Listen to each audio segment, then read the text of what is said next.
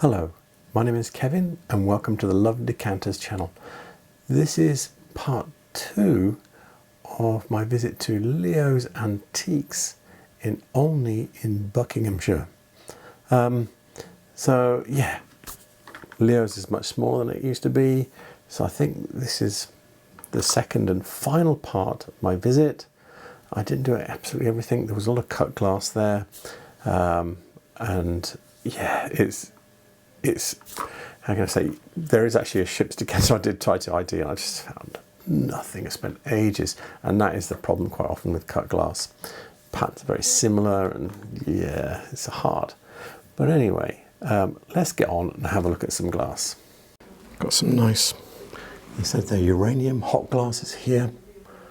I don't know who the maker of those would be, possibly Bohemian or German.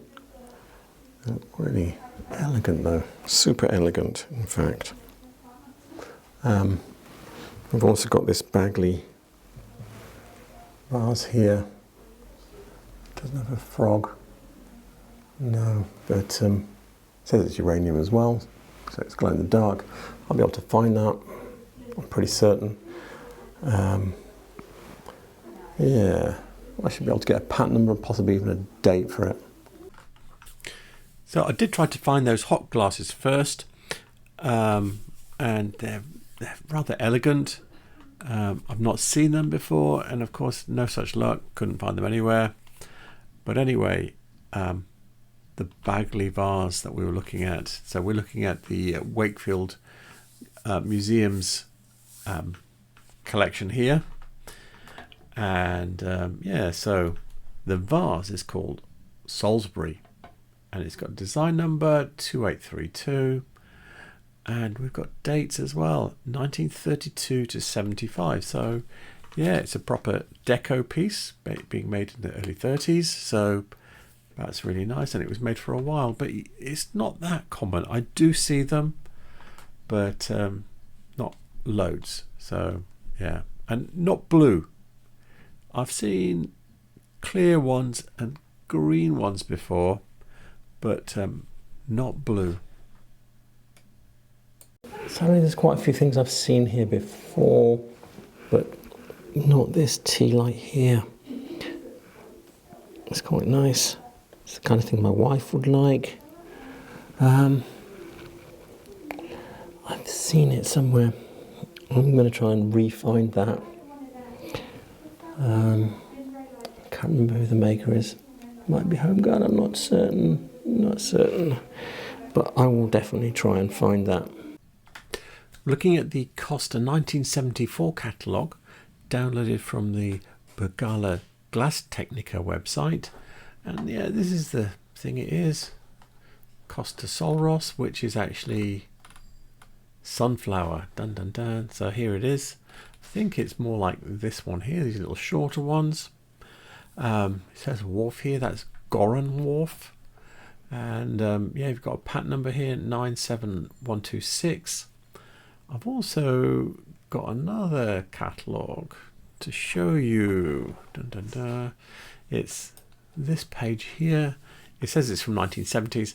I know I've got the Costa Bowl because they merged with Boda 75, and it's not in that catalogue. So 1974 was the last year they made it. I don't know what year this is, but anyway, you've got the full range here. I think this is the one we were looking at, and then you've got these others, and then you've got bowls as well. So it's a whole range of stuff. You can have your table covered in it. So anyway, that's what it is. There are a bunch of Waterford glasses here. This one says it's called Colleen. And how many has he got? I think he's got six wine glasses. And then he's got this one here. So this is Waterford 2. It's got no name on it, so I can try and find that one. Yeah, it's got like a panel cut stem. And then let's move along. And here, well, that's more Colleen. And this one is Lismore. So I've got I might try and find these others as well, the ones that we know the names of, but yeah, I'll definitely try and find this hobnail cut one. We're looking at the replacements.com website, and this is a great example of how murky and unreliable your brain can be. So I was looking at those glasses, and the pattern that popped in, or the name that popped into my head, was Tyrone, and it said Waterford, so I put in Waterford Tyrone into replacements, and this glass came up, and I'm thinking, that's not it. It's got a cut foot. This bit here is not the same where the faceted around the base of the bowl. That's not the same. And I thought, no, it's Tyrone Glass that I'm looking at. Tyrone Glass, which is a different maker, Irish maker. So I found this, and this is more like it. This is, you know, very similar pattern here. Got the cut stem, and then oh, you've got a star cut foot. The one we're looking at doesn't have a star cut foot, and I thought, well, they said Waterford, and this is what I was thinking of when I was thinking of Tyrone. This is what I was thinking of. Okay, and so I went back to Waterford and just looked through all the Waterfords, and I found this pattern here. It's called Waterford Alana, and I believe those are this glass here, the sherry glass. I think there's white wine and sherry. There's half an inch difference, but actually I think it doesn't look that big. I think it's this one here. And yeah, so they're $43.99 each. I've got 24 of them. But yeah, does it? No, there's no start year. Sometimes on here they give you the year that they started making, and it tells you whether it says it's discontinued, so it's not made today.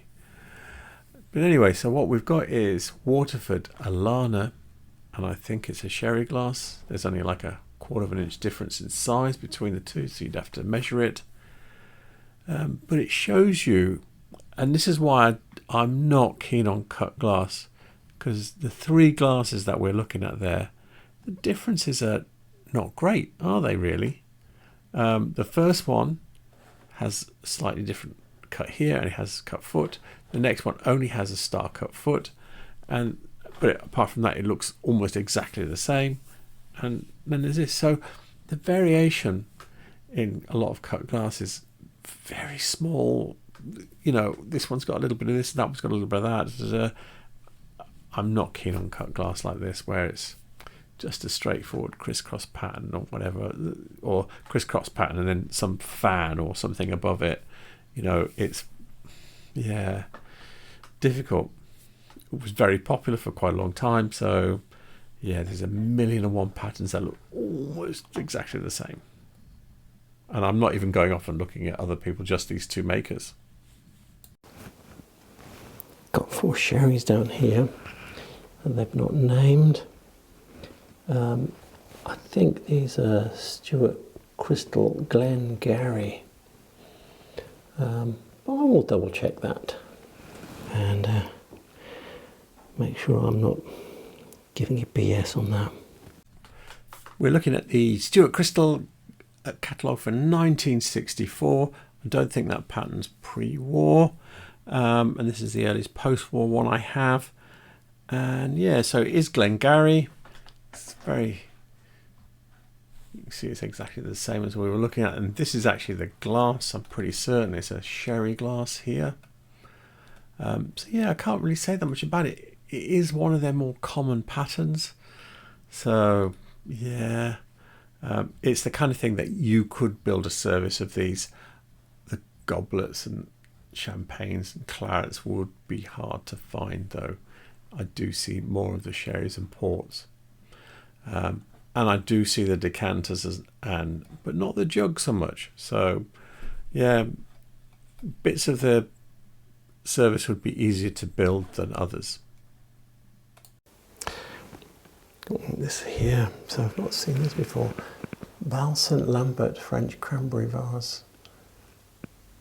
Diamond pattern, signed to base. Ooh. So, yeah, I've not seen that before. Let's see if I can find it, put a date or anything on it. So I'm looking at the glassmusterbouche.de website, and it has 4 Val St Lambert catalogues from 1935. This one isn't dated, but looking at the contents, it looks more sort of 60s, 70s. So you've got decent spread of time, but I can't find that vase. This stuff seems to so they do a lot of geometric cutting. Yep, I knew that already. And this is like goes with this 1935 period. But if I come to the very last one here, go there we go. You see a lot of this looks like Scandinavian glass from the 60s and 70s, more 60s I would say. And then as you come down, you go back to their sort of like more geometric pattern cut glass that they also did as their want. These actually look a bit Czech. Yeah. So they vary their style, but yeah, straight back to the cut glass as well. So they're doing kind of traditional cut glass, but in a very, I'd say, artistic way. In fact, I mean, look at this. Look at that. Isn't that cool? So they're doing some very good, nice cut glass and some flowing patterns and shapes of the period as well, but I can't find that vase. It's killing me. But yeah, this is a really good website, and it's a good place. If Val St Lambert, if you think something is Val St Lambert, it's here. It also has the marks that they used, so that might be a marked pieces, which is why you might know what it is, but I can't find it in any of the catalogues that I've got access to. Last time I was here, they had a few ships decanters. I don't know if this was one of them. I'm going to try and, I'm taking this close up because I'm going to try and find this one a bit more. It looks very Royal Dalton. Can't be certain though, but yeah, I'm going to have a really good look and see if I can find that one. After ploughing through 10 pages worth of ships decanters in replacements.com, I've looked around everywhere. I've done some general Googling, all sorts of things, and no, I can't find that decanter. It really pains me when you spend so much time and you don't find what you're looking for. But it just shows you how many companies were making ships decanters. Apparently it was one of the best-selling shapes in the late 20th century, so everybody and his dog was getting on that bandwagon and making them. Look at this Sowerby Oxford pattern uranium jug. It's got 27 on it. It's because it's uranium. That's what makes it pushes the price a little bit. If it was just like a clear one or a green or an amber, I think there's blue as well.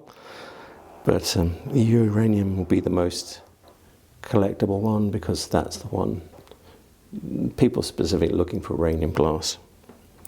And just in front of it, you've got a little White Friars ribbon trail bowl. So here's that jug. It's called Oxford Sweet. It's by Sowerby. This is the Sowerby 1938 catalogue, downloaded from the victorianpressglass.com website. And yeah, this is a bit of a service. I've probably only seen the tumblers like about twice. I see the jugs from time to time. I think there was one in G-Dad's at the last place I went out, but these other bits and pieces, yeah, not so often. We've also got these other bits here. I should really look out for them more. These handles are a bit like the Davidson's Chippendale handles. This pattern here is a bit like the Davidson's Jacobean pattern, which were two of the most popular patterns that they did. So yeah, it's interesting to see a little bit of crossover, see what's going on there. Got some Thomas Webb Old English Bullseye, little cocktail glasses here. They're not marked. A lot of them are not marked. Most of mine aren't. But yeah, that's what they are. They used to be really common, but they're getting harder to find. It says 1950s, but they are actually from the 30s. We are looking at a page from a book called British Glass Between the Wars by Roger Dodson. So what he says for this glass here. Now this glass comes in a lot of different sizes, and this is the liqueur. He says late 1930s. So, and also it's marked with the Webb Made in England mark, which has got like a web in a straight line, and then in made in over the top in an arch, and then in the reverse underneath, so it's like a little circle. So it says England. So yeah. Anyway, so that mark was used from 1930 to 1949. I have other pieces in this pattern with that mark as well, but also with the later mark. So it was being made after 1949, and it comes in a bunch of different colours as well. I've seen it in at least amber, sort of amber brown, dark green, uranium green, or spring green they call it, and yellow, which they call sunshine yellow. So yeah, it does come in a bunch of different colours as well. I don't know if there are more than that, but anyway, this is what it is. It is from the 30s, and it does come in other colours, but it's nice to see a little cocktail set like that. Got this press glassed salad bowl here. I'm not 100% certain. I think this might be Czech. I think the name that's coming to mind is Libočovič or something like that. Or Lisočovič or something. I'm going to see if I can find this. It's very 1950s looking. Yeah, that'd be interesting to try and find that amongst all the stuff that I've got on Czech glass. We're looking at a catalogue for the company called Rosis Bohemian Company, or Czech Republic, from 1957. This catalogue came on a CD from the book Sklo Union, Art Before Industry, the 20th Century Czech Press Glass. And yeah, so this is why I thought it was them. See, and I still think it might be, because look, there's this one here where it's not quite the checkerboard pattern. This rim here is different, but then you've got these other things here which are the checkerboard pattern. I think even with the same number of little bits here, and there are a few other bits and pieces in here. If I was to keep scrolling, or I won't keep scrolling, but anyway, there are a few other pieces in there with this same checkerboard pattern, and it makes me think, yeah, I think this might be it, especially as the number of cuts between in this part of the checkerboard is the same. There is another company, Rudolfova. This is it says in pre-1958, that does something similar. It's not quite the same. I have looked around in other places as well. I can't find it, so I think it is Rosis. It may be they did that bowl a bit later, a bit earlier as well, because obviously I've only got it for 1 year, and then there's like a huge gap up to 1987. So anyway, I think it's by Rosis from Czech Republic, and probably from the 60s or 50s or 60s.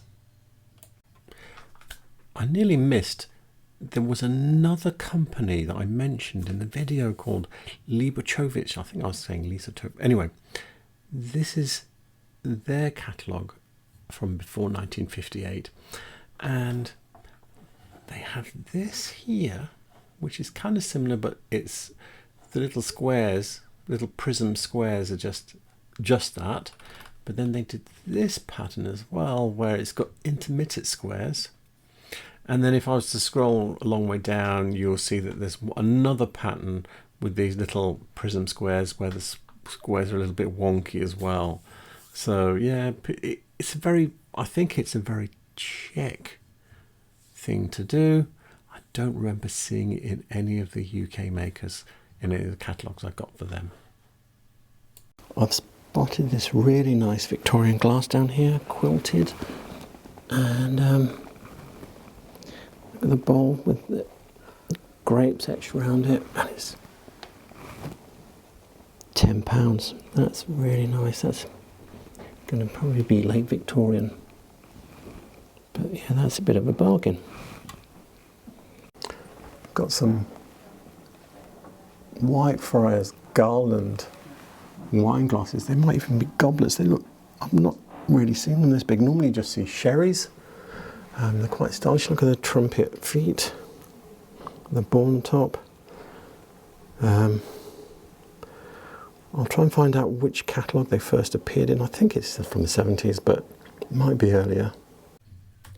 Looking at the whitefriarsglassworks.com website, and this is the 1972 catalogue. And this is the first time that I can see that garland appears as a pattern. It's C438. I think the glass is this one, but I can't read it. But you can see there are actually 8 types of glass, 2 types of tumbler, 2 types of jug. There's a lot of bits to this. And it was made right up to the end, so 1972 to 1980. They messed up with all those. So, nice Costa Bowl bowl here. It says blue satellite Bertil Valen. I should be able to get a date for that. And yeah, look at this. Can you see? If I can get it to focus on that spot there. Yeah, look, it's got the label on it still. So, yeah, we can look that up. We are looking at the Costa Bowl catalogue for 1993. And this is the pattern here, satellite. We've got different things. Look, it's got a little range in here. I'm not sure which bowl it is. Proportionally, it looks like this one, but difficult. I think maybe it is this one. Just this one seems a bit more upright, and this one seems a bit less upright, if that means anything to me. Anyway, I think it's the big one. Not 100% certain. He's got £140. Oh, how did I know to go to 1993? I went to Mother Sweden website. You can just scroll through, found satellite. Here it is. And it tells you at the top from 1992. I don't have 1992 catalogue, but I do have 1993, so we're all good. That's how I went to jump straight and went, there it is. I did go into eBay and have a look. I think this is the only one in the UK. It's got the label on. It's got £145. You don't get to look at it though, because it's you know, it's on eBay, and it's plus 3, so it's about 148 something. Let's have a look. What size does it say? I didn't look at that. 16 centimeters diameter. So this is the big one as well, I think. Not certain. That doesn't look as big. In fact, looking at this ball, it looks like it's quite small. So anyway, I think the price is decent to good, because I said this is in the UK. This might be a smaller one proportionally. Again, you see what I mean when I say more upright? The sides don't slant out as much as the one we were looking at. So this one is more up, so it might be the smaller one. And Yeah, and it's £145. So anyway, that's where we are. Got a nice Tazer here. If you look, it's very difficult to see, but if you look at the way the bottom of the stem attaches to the foot, that's really, that was popular sort of like 1850 to 1875, that kind of period. And then you've got the quilted bowl, which is again very popular in that period. So yeah, that kind of dates that one. I'm going to use my my own website. I just wanted to show you something from it, and I think I've shown you this before. We'll go here, and it's how, when I'm talking about how the bottom of the stem sits on top of the foot, it's like this. Can you see?